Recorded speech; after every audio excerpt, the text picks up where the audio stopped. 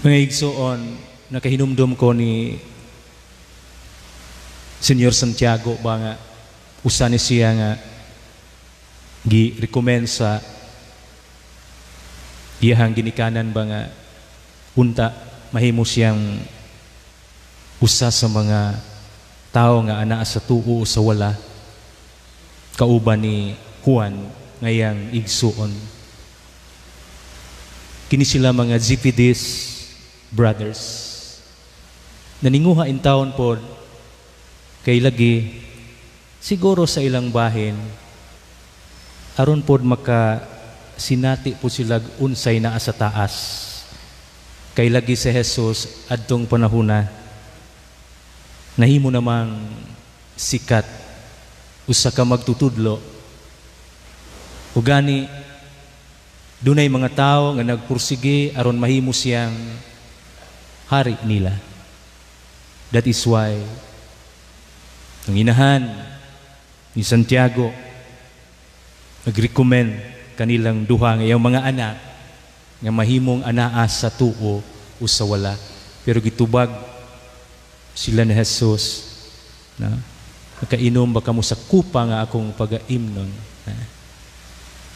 Tinuod makainom siguro mo, pero ang pagbutang sa wala o sa tuo wala gyud ko kahibaw ana.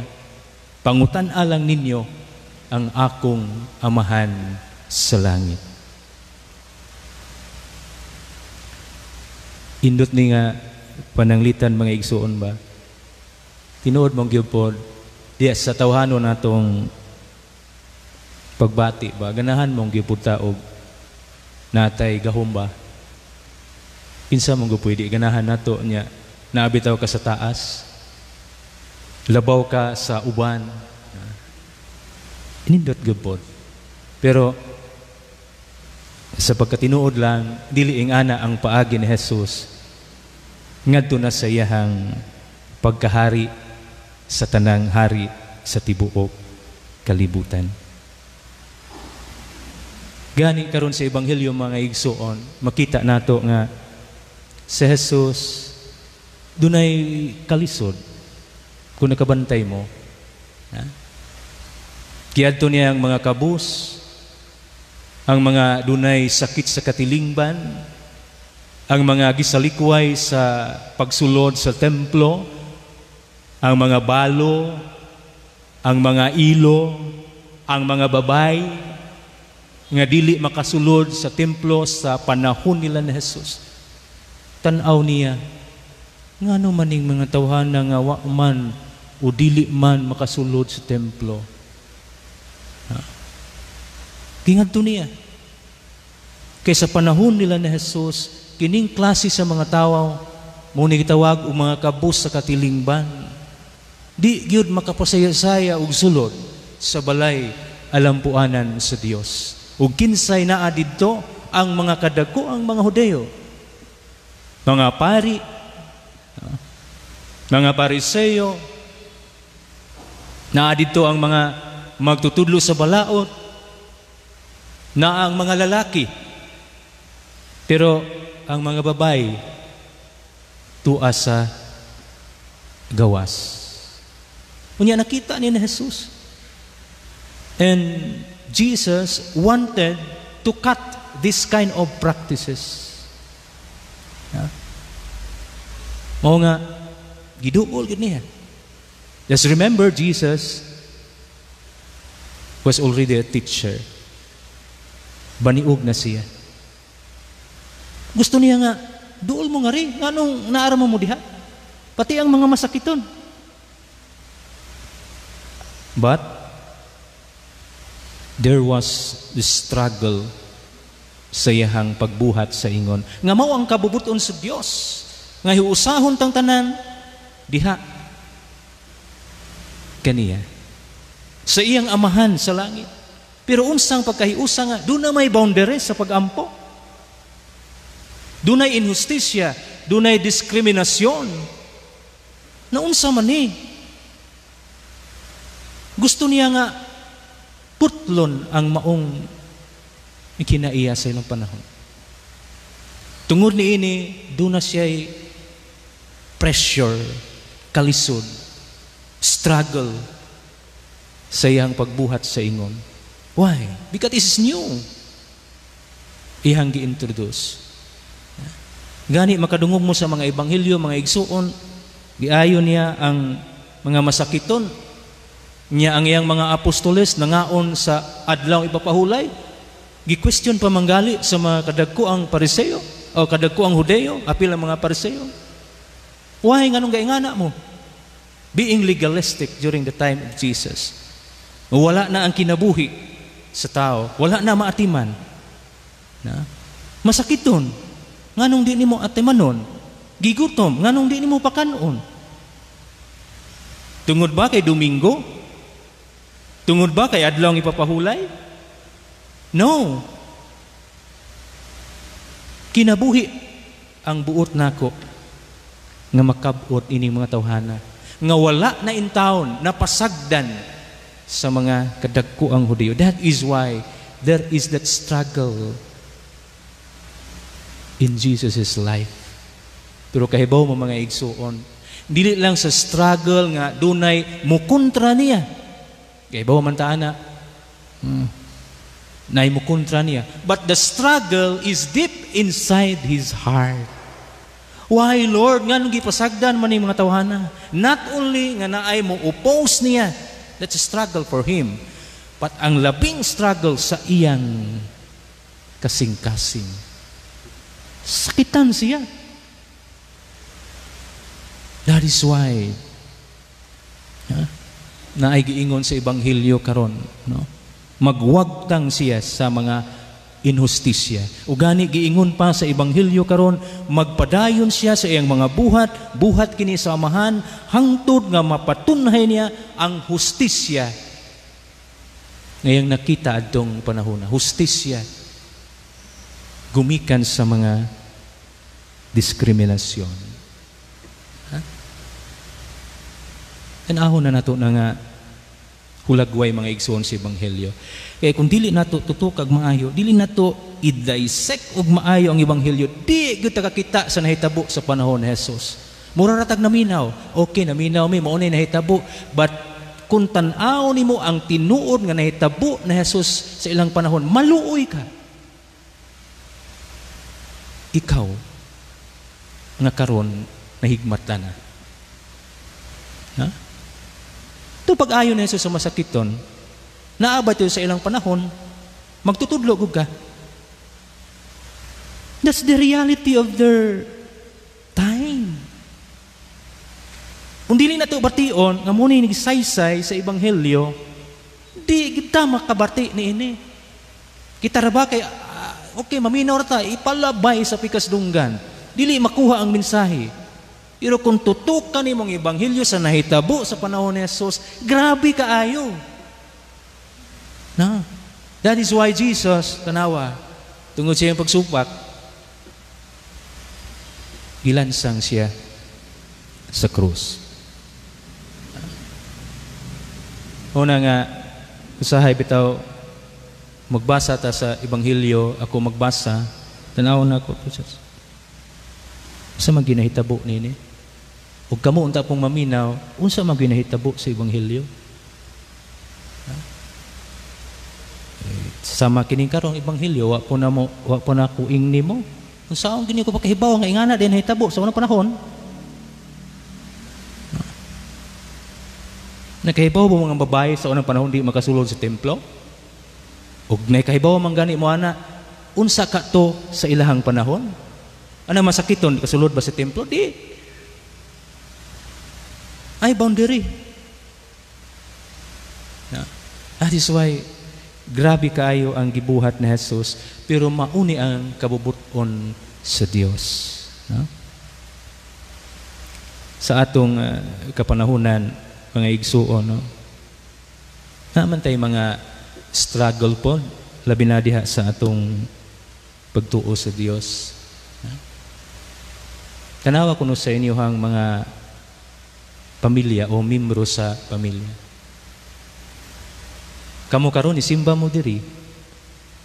Pero nay giimbitar siguro ninyo nga sakop sa pamilya nga wala mo simba.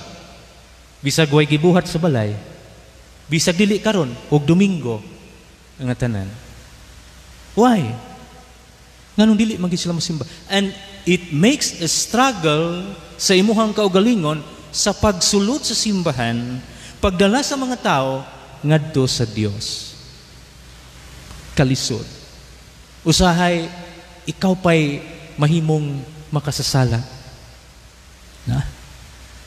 Kay ikaw may magbagutbot, ikaw may masuko. Pero ang imong giimbita, sakop sa panimalay, right down. Gangisi lang. Kaya inig-abot pa nimo gikan simba, wa pa'y mga dinungag, wa pa'y nag-andam sa balay. Musapot ka, mag-iik sa imong kilay, di ikaw na hinoy nakasa.